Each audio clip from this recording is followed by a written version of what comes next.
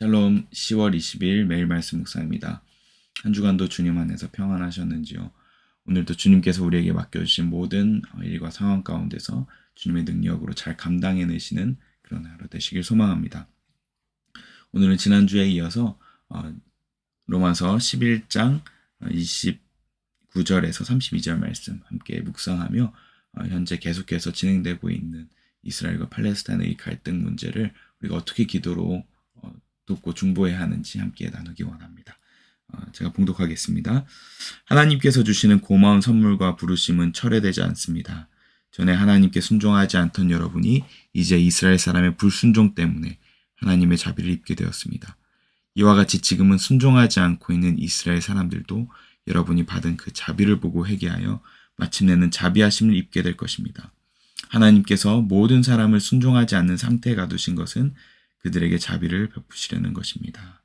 아멘.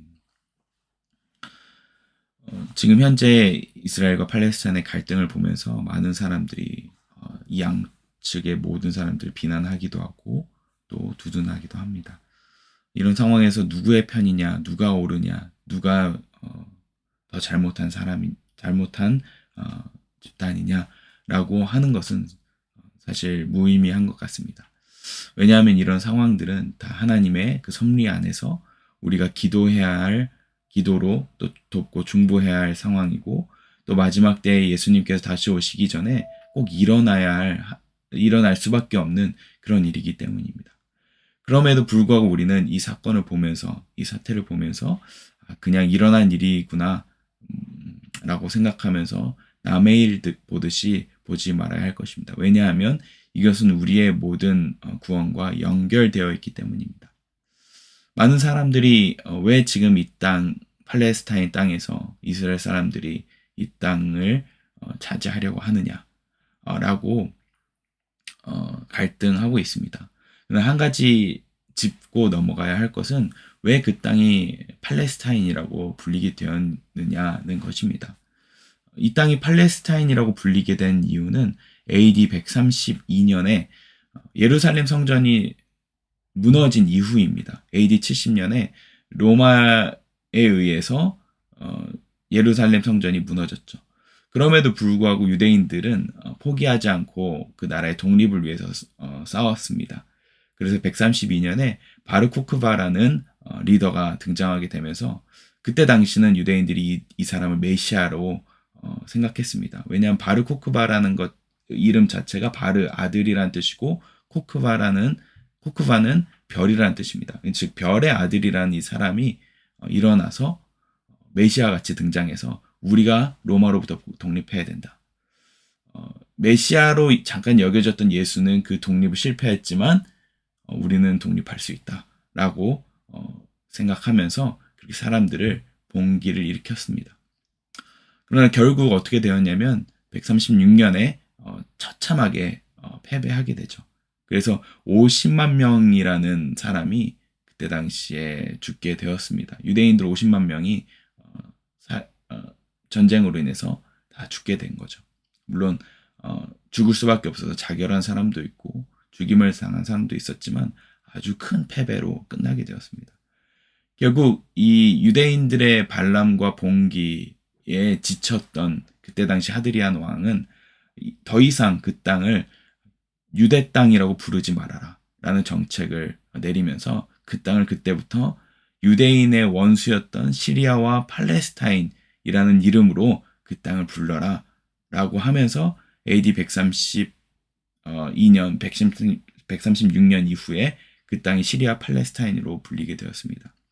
결국 그 땅에서는 더 이상 유대인들이 발붙일 틈을 주지 못했죠.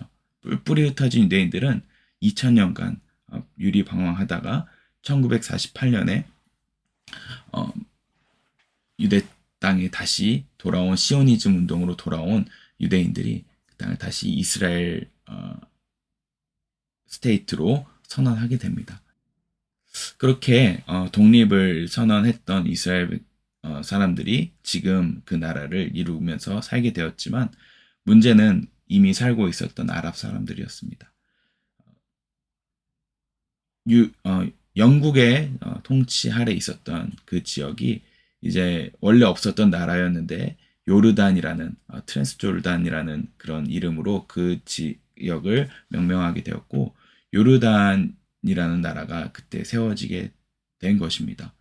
그리고 요단강을 중심으로 동쪽과 서편에 나뉘어서 팔레스타인 그리고 요르단이라는 좌측으로 나뉘게 되었었는데 결국 그것이 지금까지 갈등으로 이뤄지게 된 것이죠.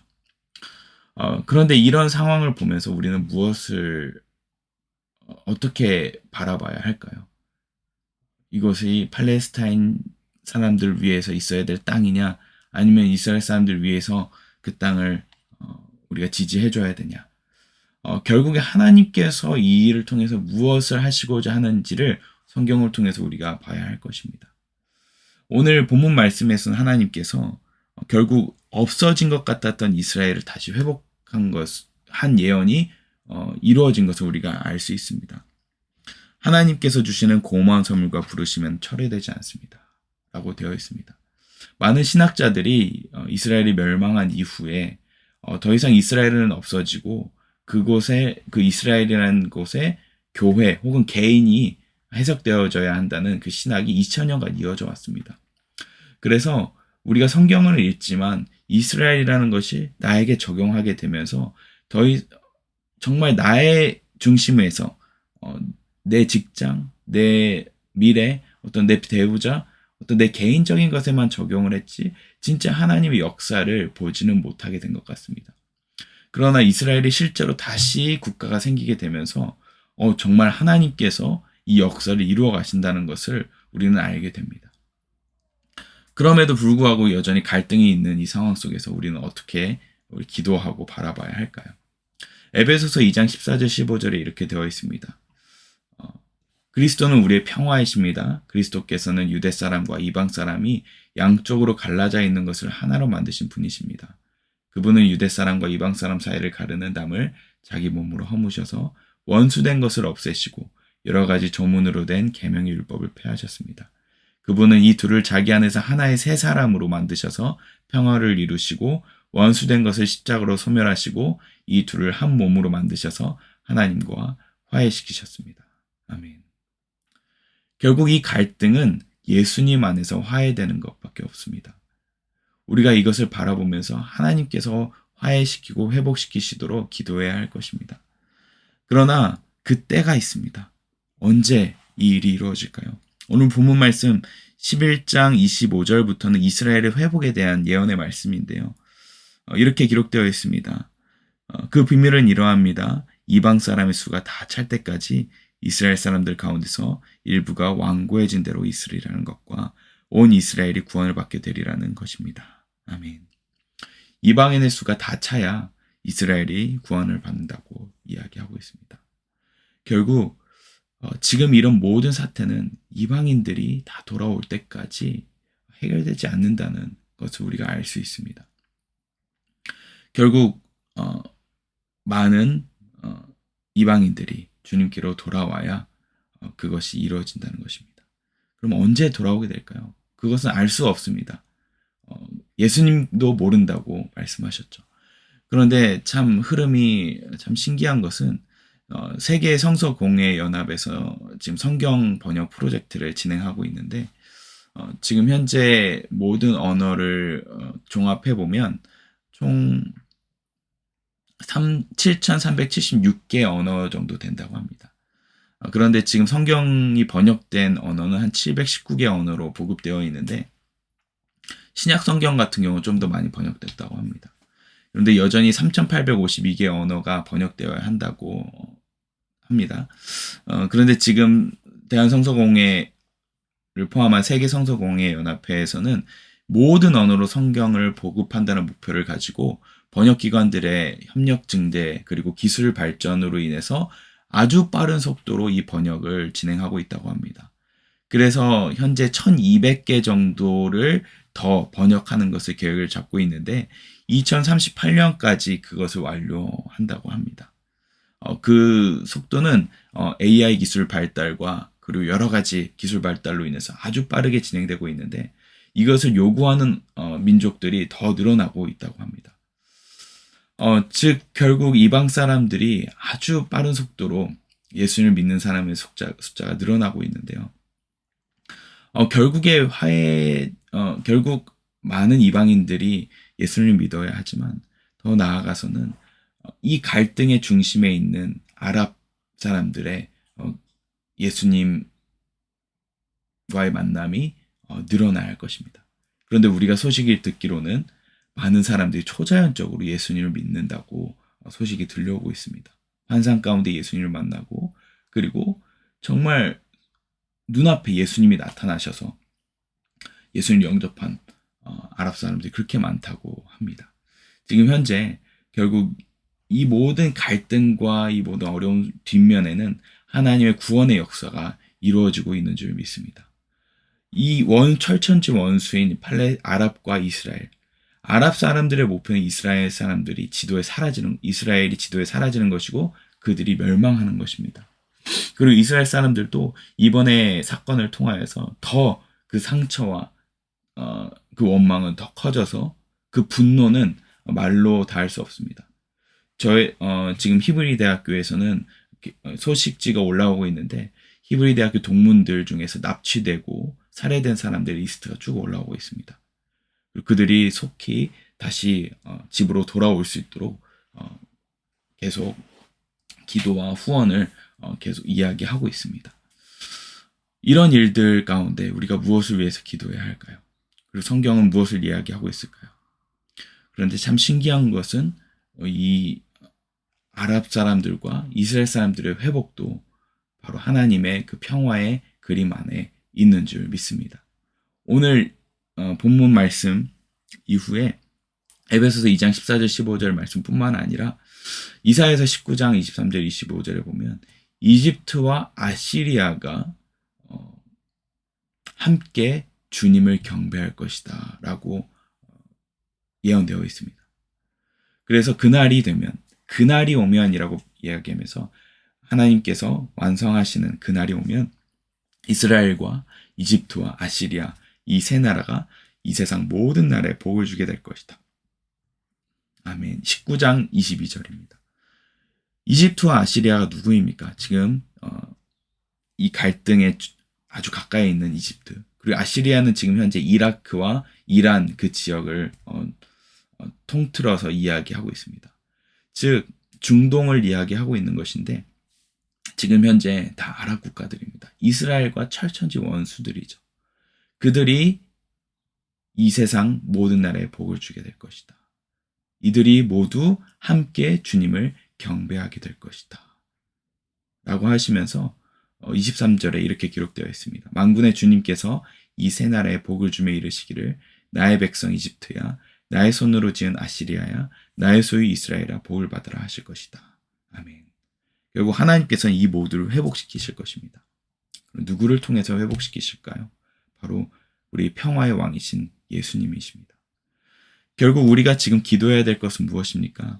이들 모두가 예수님 안에서 화해되고 회복되도록 기도해야 할 것입니다.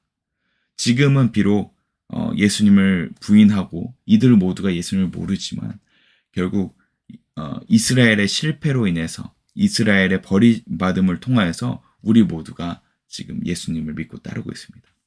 결국 우리의 자비하심을 입은 것을 보고서 이스라엘도 돌아온다고 합니다. 오늘 본문 말씀인 로마서 11장 31절에 이렇게 기록되어 있습니다. 여러분이 받은 그 자비를 보고 회개하여 마침내는 자비하심을 입게 될 것입니다. 하나님께서 모든 사람을 순종하지 않은 상태에 가두신 것은 그들에게 자비를 베푸시려는 것입니다. 아멘. 그리고 그에 말씀이 이어집니다. 하나님의 부유하심은 어찌 그리 크십니까? 하나님의 지혜와 지식은 어찌 그리 깊고 깊으십니까? 그 어느 누가 하나님의 판단을 헤아려 알 수 있으며 그 어느 누가 하나님의 길을 더듬어 찾아낼 수 있겠습니까? 마지막에 만물이 그에게서 나고 그로 말미암아 있고 그를 위하여 있습니다. 그에게 영광이 세세히 있기를 빕니다. 아멘. 말씀 마치겠습니다. 결국 자비를 입은 자들이 겸손과 감사로 나아갈 수밖에 없게 됩니다. 우리의 삶에 있어서 죄와 실패와 좌절이 우리를 흔들 수 없습니다. 하나님의 선물과 부르심에는 철회되지 않는다고 이야기하기 때문입니다. 하나님이 택하신 그분의 자녀들은 지금은 잠시 넘어질 것 같고 떠난 것 같지만 결국에는 하나님의 방법으로 은혜를 베푸시고 돌이키실 것입니다. 하나님의 마음을 한번 느껴보셨으면 좋겠습니다. 자녀를 혼내는 것이 얼마나 마음 아픈 일입니까? 자녀가 실패하고 자녀가 좌절하는 것이 얼마나 마음 아픕니까? 장자였던 이스라엘이 멸망당하고 핍박당하고 홀로코스트라는 그런 학살의 그 고난을 뚫고 있다가 지금 현재는 모든 전 세계 아랍 국가들이 그들을 겨냥하면서 분노하고 있고 또 이스라엘은 그것을 복수하기 위해서 이를 갈고 있습니다.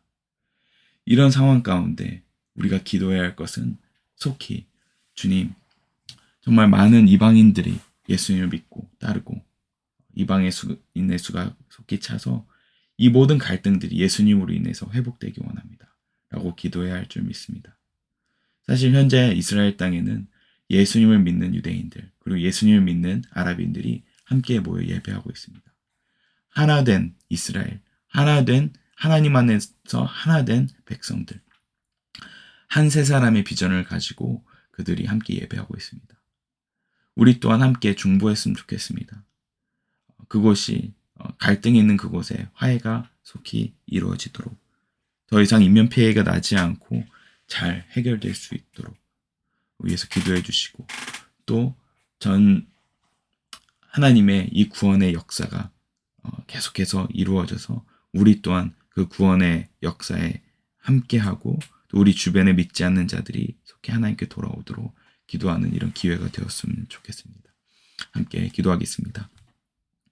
하나님 아버지, 전 세계의 이목이 지금 이스라엘에 집중하고 있습니다. 하나님의 약속의 땅이었는지 이 땅이 지금 전쟁과 사륙과 그리고 폭발과 갈등으로 가득 차 있습니다. 하나님 이 땅을 불쌍히 여겨주시고 하나님 속히 예수님의 그 사랑이 그 땅에 흘러들어가 그들 모두가 예수님의 사랑으로 함께 하나가 되고 주님을 한 아버지로 예수님을 한 구원자로 믿고 따르며 화해하며 평화가 임할 수 있도록 인도하여 주시옵소서. 주님 우리 주변에도 믿지 않는 많은 자들이 있습니다. 그들에게 복음이 전해지게 하시고 우리의 지금 눈앞에 있는 모든 실패와 좌절이 그것이 끝이 아니라 하나님의 부르심 안에 있으면 그것이 주님의 자비하심을 이끄는 그 수단이 된다는 사실을 잊지 않고 우리의 모든 상황을 주님의 섭리 가운데 바라볼 수 있는 눈을 허락하여 주시옵소서. 감사드리며 예수님 이름으로 기도합니다.